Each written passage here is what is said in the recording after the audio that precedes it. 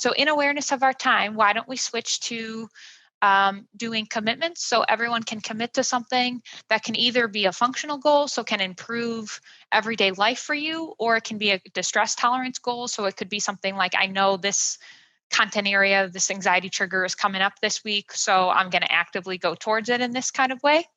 And then also, just for the listeners, can you end on what helps you maintain hope?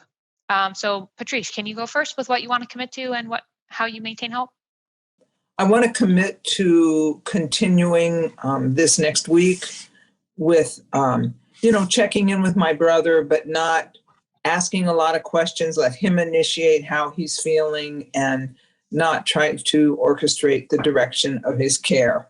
And not get caught up in the past because he was so sick in the past, but stay in the present and grateful for how well he's doing now. So that's what I want to commit to. And I think what's keeping me motivated, part of it is I really do feel that, not that I don't still have intrusive thoughts and feel anxious. I really feel that the work and that as I take part in huddle and try and listen to others share and able to be truthful and share to the best that I can about my struggles, I can notice a new calmness coming over me. And I want that pattern to continue. And so I feel like the more that I put myself out there and the more that I'm able to stay motivated in this process, that the benefits will continue. And just also recognize that it doesn't mean that I won't ever be anxious, but I think that it's going to help me because the hardest time is when I get sensitized. And the more I follow this, then the better I'll able to be handling when I really do feel anxious. So.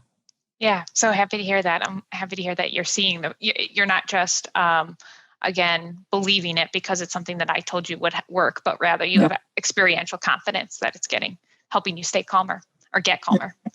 Yeah. Jared, can you go next?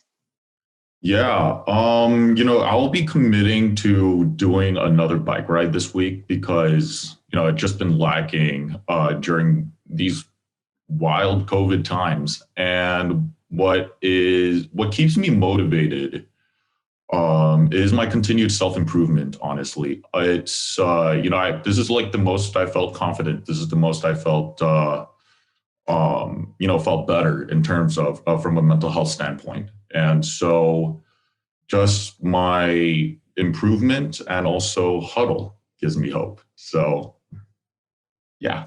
Thanks, Jared. I'm happy to hear that. And good commitment. I think it's great that you're going to keep up the cycling. Scout? So my commitment is just to try to stay focused on my day and not on my anxiety because I still feel, I woke up sensitized. I feel sensitized. I'm aware that sometimes OCD likes to pop up when I'm in this kind of feeling state, but I'm continuing just to not pay that much attention to it. And if it happens, then I'll have an anxiety workout and hopefully move on after that. Glad to hear it. Is there something that helps you maintain your hope? I think because I have seen that I've gotten better. So over time, like I was comparing this Christmas with last Christmas just recently, and there's a big improvement with just my overall well-being. Great. I'm happy to hear that. It's the same kind of concept of experiential confidence. So glad to hear that you have that. Sophie? I think for me, I will probably still get a good amount of anticipatory anxiety tonight because I always do before I start another week of work. So I think just being, like I was talking about earlier, allowing it to be there and accepting it there and not making it mean anything about how the week will go. And then I guess what gives me hope is I think the podcast has helped me a lot because I listen to it on my way to work a lot. And so it's like, I think gets me in, like, it's helpful to kind of review the content other people have and hear, like it still feels like you have that community, even though you're like on your own. And also I think, like I said, I'm in healthcare, and I ask people to make a lot of like lifestyle changes every day. So I'm kind of like very hypocritical to, not be trying to make my own lifestyle choices to improve myself. So. Yeah, so I'm so happy to hear that. And just what I want to reinforce about it is I think, so I made the podcast for the very reason that you're describing, that I think the more that other people can hear other people thinking through, like not only what they're experiencing, but how they think about what they're experiencing, and then what their options are, what they try out for doing differently.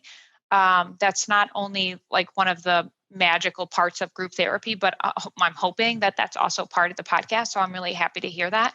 But I think that that can be true in healthcare or in teaching, in other parts of everyday life, when you can shift out of judgment or criticism of yourself or other people for whatever they suffer from, and you start to get curious about what they're experiencing and how they're coping with it, and then even like successes for what goes well. So when you encourage other people, for instance, in your profession to make lifestyle changes, and then you can hear their thinking and you can embody their thinking, all of it, I think, can be like positively reinforcing. And I'm really happy to hear that that's happening for you. So we will end on that. Thank you all for being here, and we'll be back soon. Thank you.